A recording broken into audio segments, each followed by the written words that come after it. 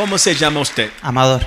Amador, cuéntenos, amigo, ¿era usted una persona deprimida? Sí, deprimida, depresivo, estuve tomando pastillas, droga, alcohol, por la misma depresión, me corté los brazos por la misma depresión igual y busqué solución en varias partes, pero en ningún lado llenaba el vacío que había dentro de mí.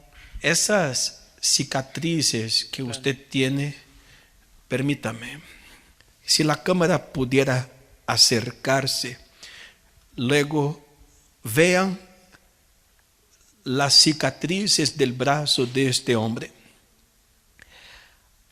Usted se cortaba por lo mismo de la depresión. Claro, yo en ese momento estaba preso y la depresión en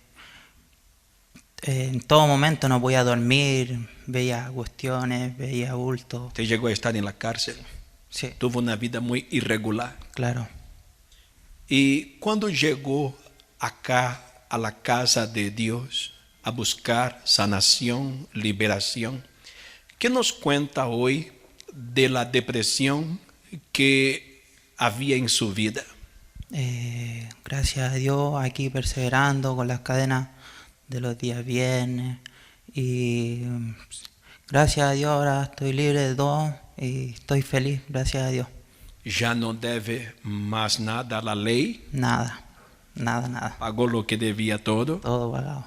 y se liberó de la depresión que antes había. Sí, Ya no necesita estar con medicamentos, no, nada, no anda tomando más, no, tampoco. tiene gusto por la vida, Sí, tiene nueva vida. una nueva vida, gracias a Dios. Gracias a Dios por esa nueva vida que le ha dado.